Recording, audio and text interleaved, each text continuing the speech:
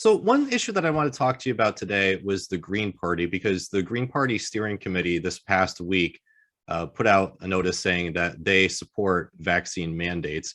And they got ratioed when they put this out on Twitter. There's obviously a lot of Greens who do not support this. I was speaking with Green Party candidates for local offices, and they do not support this. So obviously, this seems unpopular within the Green Party. Personally, based on my coverage of the Green Party, I don't think that the leadership really cares. Just the fact that they rigged their own nomination in 2020, and the fact that there were so many people pushing back against that, and they did get a little bit of negative coverage about that. So, I mean, I personally don't think that they care that much, but I would just be interested to hear your thoughts. Why do you think that the Green Party leadership put this support for vaccine mandates out there? And support for lockdowns, support for quarantines and lockdowns. This would require a whole show, I think, just because it requires an analysis not just of the Green Party, but of the whole left that exists to the left of the Democratic Party on this issue. And it's a conundrum that emerged since the vaccine mandates began, which began almost immediately at the same time that the vaccine started to demonstrate all of these failures on a population level, because it is not sterilizing, and therefore does not prevent transmission in any meaningful way. And because it is now very susceptible to the Omicron variant. You can just go on and on about all of these, but all of these issues and contradictions in vaccine policy emerged. The vaccine was supposed to just kind of end the pandemic and provide us with all of this hope.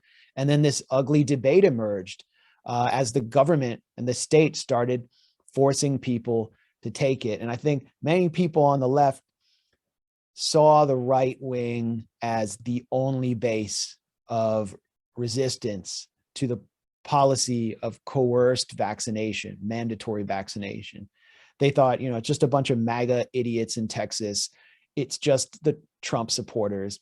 And it's because they don't support the state. I mean, you can look at the simplistic analysis spouted by someone like Adolph Reed, who said that, it's just time for the state to impose coercive power on these deplorables to end the pandemic. That kind of simplistic logic, which doesn't take into account the reality of resistance to these policies, or the policy of segregation as vaccine passports, or livelihood and soul crushing, psychologically devastating lockdowns. So what they've done is taken for granted that everyone on the left supports this because it's simply the state doing something good. It's a substitute for public health care. It's basically a substitute or a proxy for Medicare for all in their minds. And it's the state against the libertarians.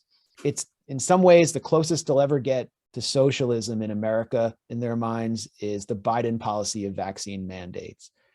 And the vaccine passports, from a psychological point of view, and I've talked to so many leftists about this, they see it as a way of basically segregating deplorables out of society, and they don't see how it's affecting poor people or minorities. They have no connection. They have very little connection to working people. So for them, they just take the whole thing for granted. Right. I mean, Cenk's reaction to my Noam Chomsky interview was, well, why don't you just download an app and have food delivered to you? What's the big problem?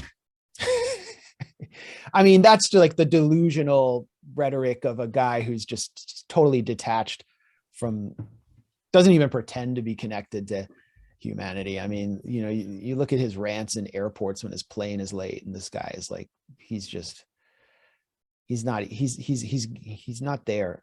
You're a supervisor, aren't you? Where's the plane? Sorry, I'm not going to answer your question. No, I know, because I've been here for 4 hours. Don't give me this. Where's the plane? He's not there, but I'm talking about radical leftists, like people who claim to be revolutionaries, people who claim that they're, embracing this Marxist tendency and want to rush to the barricades and overthrow the capitalist government. They have taken for granted that everyone on the left and that working class people support these same policies. And when the Green Party came out with this statement, just to see the amount of pushback from leftists, from Green Party constituents, it really showed how the consensus has shattered, and this always false image of the quote unquote anti-vaxxer as a right-wing MAGA hater of the state is evaporating, is being eroded faster than the efficacy of the vaccines against the Omicron variant. I mean, that's what I saw. Like every comment was, I voted for you in the past, or the only party I ever registered for was the Green Party, and now I don't have a party because the leadership is putting this out there. And other Greens saying, "Hey, this doesn't represent all of us. This is just the leadership saying this. Not every member believes this." Well, it's not just the Greens. It's like every party, every organized party, those small kind of sectarian socialist parties, every single one takes this same position. And people within the party who speak up, well, they don't. You have to self-censor. People are not allowed to join the party if they take a different position on this issue. And it is simply... Well, I'm sorry, just to interject there. I almost think they don't want people to join the party, just to be honest with you. Just the fact that they have demonized every person who ran for president in their 2020 primary as not being a real Green because they weren't Howie Hawkins, or because they spoke out against the rigging of the nomination in favor of Howie Hawkins. So because of that, they're not a real Green. So to me, it almost the Green Party specifically, or the leadership of the Green Party, it's almost like they want it to be this trust fund hippie boomer social club. It's not like they're actually reaching out to have people join the party and participate. Oh, absolutely. I mean, they're afraid of the kind of people that would join if they actually stood up for workers against this massive assault. All these healthcare workers who are being driven out after having been infected with COVID, having stronger immunity than someone who was vaccinated alone. And now they're all being called back to hospitals because of a worker shortage.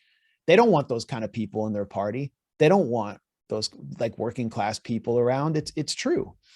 And you look at the kind of characters that have been put in leadership positions. The Canadian Green Party had a rigging process as well in its last leadership election to get someone in power who was willing to support, humanitarian interventions, and who wasn't a strong opponent of US and Canadian empire. Look at the German Green Party. The German Green Party is like a perfect distillation of everything wrong with supposed green politics. I mean, they're just tools, complete tools of NATO. They are supporters of an increased military budget. They're so hostile to Russia that they're willing to torpedo the Nord Stream 2 pipeline deal using green justifications and send energy prices soaring ahead of winter, which who does it hurt the most? It hurts the working class. It hurts working class Germans the most. And they just deny that inflation is hurting anyone in the US. I mean, you just see the most ridiculous positions tumbling out of supposedly green think tanks and the green parties across the world. The Israeli Green Party, Meretz, has been one of the biggest supporters of all of the assaults on the Gaza Strip and segregation of Palestinians. They're an absolute joke, and they've been pretty much driven into ruin. So we're seeing this process play out in the US with a delusional anti-working class politics. And we're going to see it, this contradiction between these supposed green parties and the working class across the left sharpen in the coming years as this narrative of the climate emergency is pushed. I'm not denying climate change. I'm not denying environmental doom, but there is a clear agenda here behind this narrative of climate emergency. There is an agenda behind Greta Thunberg, and it's to tap into an entirely new market to keep global capitalism alive. And that's the market of mineral wealth that is required for renewable energy. It's a multi-trillion-dollar market. It's why Al Gore set up Generation Investment Management. So you cash in. I mean, so many people are cashing in on this. And it's necessary for us to completely reorient our economies, to carry out a controlled demolition of our economy, the kind of controlled demolition that we saw accelerate under lockdown last year. And you hear people actually within these respectable left NGOs calling for climate lockdowns in the future, and that being a component of the Green New Deal, and for reducing people's economic capacity, especially working class people. I mean, this will fall on their backs the most harshly.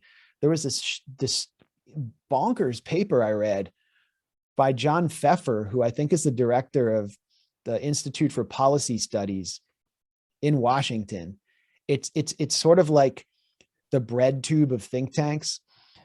And he complained that those who protest vaccine mandates are making it hard in the future for the government to implement the kind of climate lockdowns, climate lockdowns that will be necessary, as well as imposing criminal penalties on people if they use too much energy in their homes. Again, it's putting the emphasis on the individual instead of on massive multinational corporations and the state. And it's about reorienting the economy. When people talk about the Great Reset, that's just a proxy for this kind of thinking. When they talk about globalism on the right, this is what they fear. And it's why they're getting so many working class people magnetically flocking into their ranks, while they turn in disgust at what they see from the left, including the Green Party, which should have been an alternative to the Democratic Party, as the Democratic Party became a tool of Wall Street and the war state. And finally, I have some sympathy for some of the leadership of for Jill Stein, for example. I don't know where she stands on this issue. I haven't spoken to her in a while, but the way that she was demonized through Russiagate really neutered the Green Party, probably permanently. And it paved way for someone like Howie Hawkins, who was a supporter. I mean, he echoed the Russiagate narrative in so many ways. He was a supporter of regime change in Syria. So, it's a tragedy in so many ways. And when you hear all these people say, I'm politically marooned, I hear that constantly from so many people who've spent their lives in the activist left, that they're politically marooned. COVID exposed it for them.